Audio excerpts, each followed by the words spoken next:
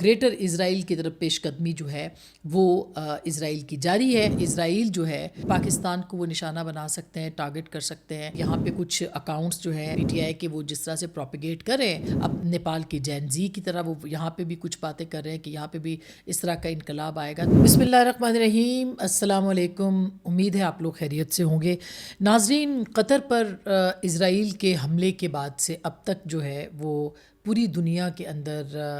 اس جواب کا یا اس جوابی حملے کا انتظار کیا جا رہا ہے, جس کا بار بار قطر جو ہے وہ اعلان کر رہا ہے. مختلف لوگ قطر پہنچے بھی ہیں, جس میں عرب ممالک کے کچھ اہم رہنما ہیں. پاکستان کے وزیر اعظم شہباز شریف صاحب بھی آج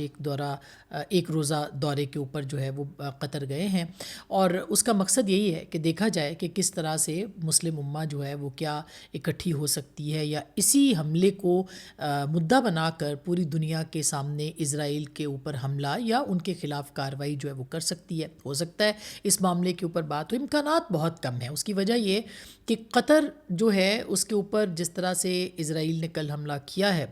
اس کے بہت سارے شواہد اس میں موجود ہیں کہ ایک تو وہ پورے عرب ممالک سے ہوتے ہوئے انہوں نے جو میزائل مارے یا جس طرح سے حملہ کیا,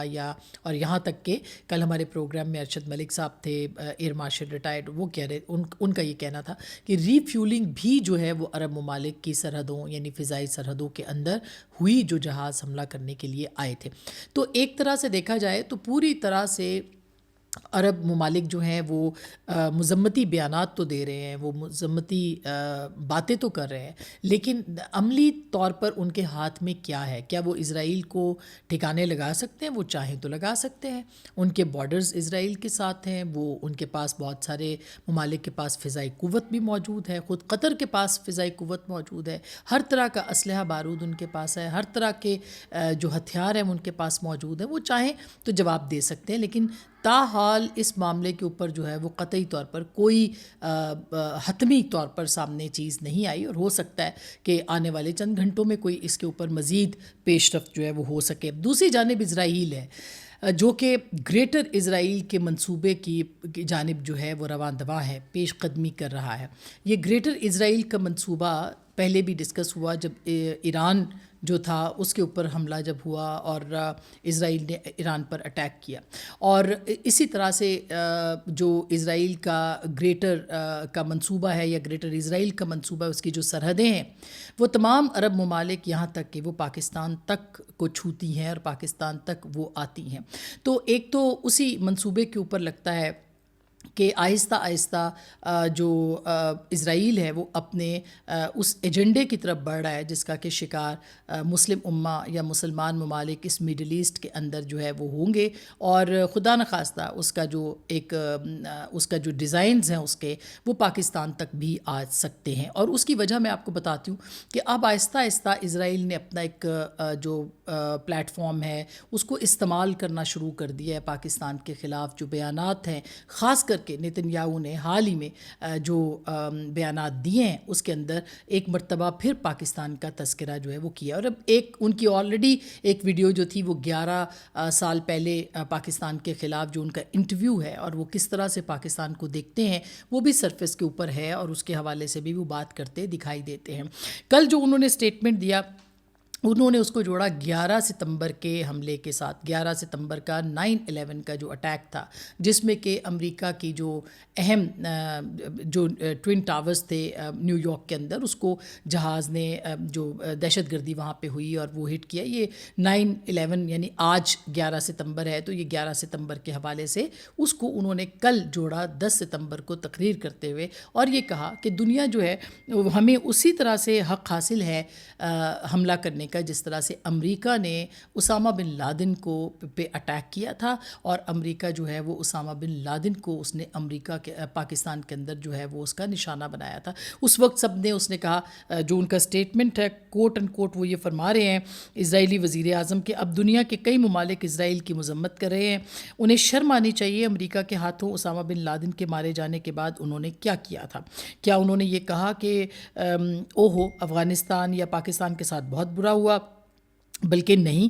انہوں نے تالیاں بجائیں ان ممالک کو انہی اصولوں پر قائم رہنے اور ان پر عمل پیرا ہونے پر اسرائیل کی تعریف کرنی چاہیے، یہ انہوں نے بات کی۔ پھر انہوں نے قطر اور جو دیگر ممالک تھے ان کو خبردار بھی کیا اور یہ بھی کہا کہ میں قطر اور دہشت گردوں کو پناہ دینے والے تمام ممالک سے کہتا ہوں کہ یا تو انہیں اپنے ملک سے باہر نکال دیں یا پھر انصاف کے کٹہرے میں لائیں، کیونکہ اگر ایسا آپ نہیں کریں گے تو ہم ایسا کریں گے۔ یعنی انہوں نے ایک مرتبہ پھر دھمکی دے دی ہے کہ جن جن ممالک کے اندر حماس کی لیڈرشپ موجود ہے ان کو وہاں سے نکال دیا جائے، تاکہ وہ پھر ورنہ دوسری صورت میں اسرائیل جو ہے وہ اٹیک کرے گا اور ضرور کرے گا۔ اچھا، اس میں انہوں نے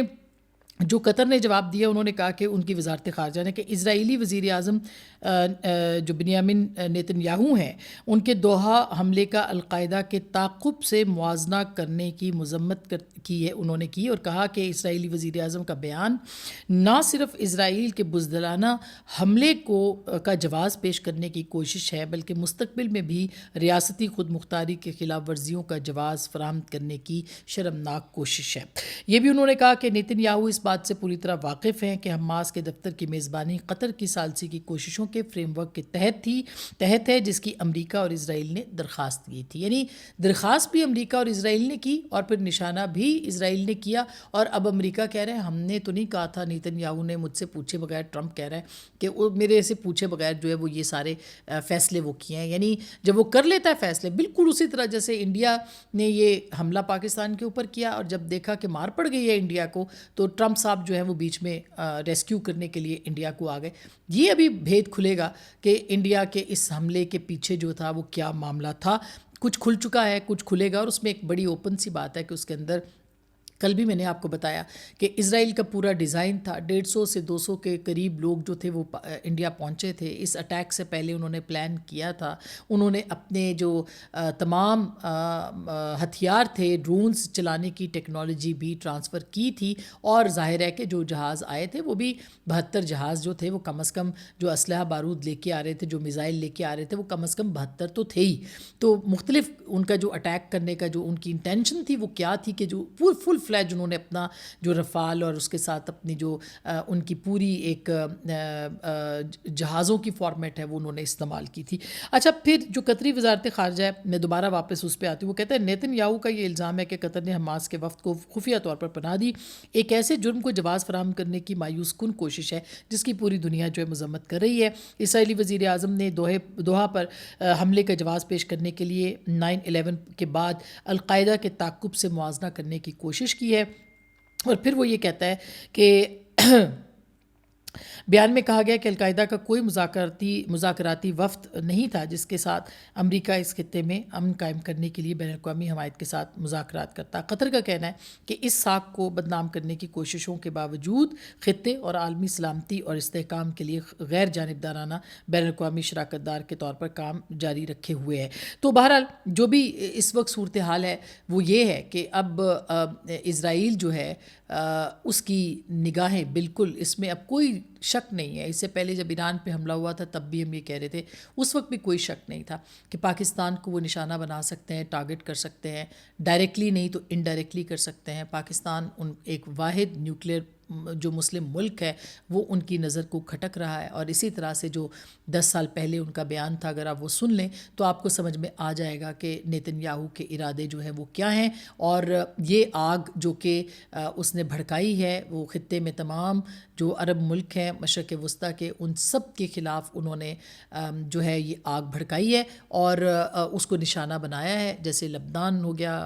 اسی طرح سے ایران ہو گیا، اسی طرح سے سیریا، تقریباً آپ دیکھیں کہ ان کو تمام قیادتوں کو بھی ختم کر دیا، حزب اللہ کی قیادت کو ختم کر دیا، اسی طرح سے تمام ممالک کو بھی انڈر اٹیک رکھا، ان کے اوپر بھی ایک جو ہے وہ ایک ابھی تک وہ اسرائیل جو ہے وہ کہیں پہ بھی جب دل چاہتا ہے وہ اس کے اوپر حملہ کر دیتا ہے۔ تو ایک تو گریٹر اسرائیل کی طرف پیش قدمی جو ہے وہ اسرائیل کی جاری ہے۔ پاکستان ظاہر ہے کہ پاکستان ہے، الحمدللہ نیوکلیئر ملک ہے پاکستان، نے پہلے بھی ثابت کیا ہے، اور خدا نخواستہ اگر کچھ ایسا ہوتا ہے تو پاکستان اپنا دفاع کرنا جانتا ہے. پاکستان جو ہے وہ کوئی کمزور ملک نہیں ہے، اور پاکستان نے اس خطے میں نہیں، دنیا میں اپنی دھاک بھی بٹھائی ہے. تو وہ ایک معاملات ہیں جو کہ اس پہ پاکستان کا ایک اللہ کا شکر ہے ابھی تک کہ وہ ایک اپر ہینڈ پاکستان کا ہے، اور اللہ تعالیٰ پاکستان کو محفوظ رکھے. دوسری جانب نیپال کے اندر جو کچھ ہوا ہے اس کے بعد سے پاکستان کے اندر بھی میں دیکھ رہی تھی کہ پاکستان تحریک انصاف کے بہت سارے سوشل میڈیا اکاؤنٹس جو ہیں وہ اب اس پہ نیپال جیسی صورتحال پاکستان کے اندر بنانے کی باتیں کر رہے ہیں. ظاہر ہے کہ جو جین زی ہے اس کو وہ انپریڈکٹیبل ہے، اور آپ نے کچھ عرصہ پہلے دیکھا ہوگا کہ پاکستان کے اندر بھی لاہور میں ایک بچی کے مبینہ ریپ کی خبر کے اوپر، جو کہ ایک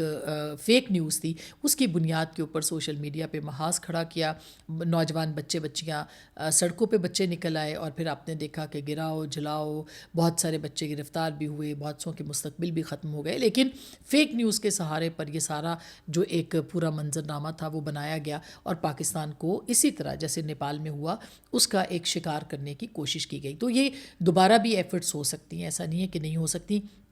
چوکنا رہنے کی ضرورت ہے. لیکن اگر دیکھا جائے اس کی جانب سے کہ جو معاملہ انہوں نے یعنی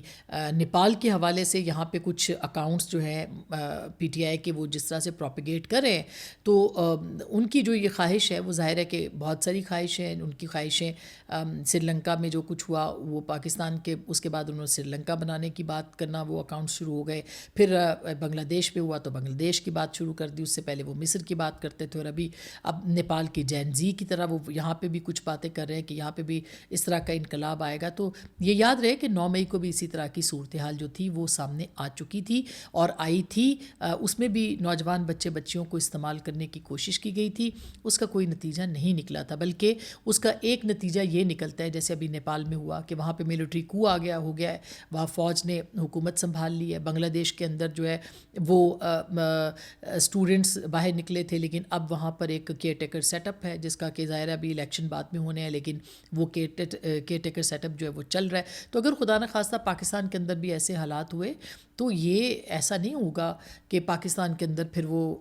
پہلے ہی 9 مئی کے بعد سے سیاستدانوں کے لیے، سیاسی جماعتوں کے لیے سپیس بہت کم ہوئی ہے. پی ٹی آئی کے لوگ یہ شکوہ کرتے ہیں ان کے اوپر جبر ہوا ہے، بالکل ہو رہا ہوگا، لیکن اس اگر آپ دیکھیں کہ جب بھی پاکستان کے اندر کوئی اس طرح کی چیز ہوتی ہے تو انفارچونیٹلی اس میں، اور یہ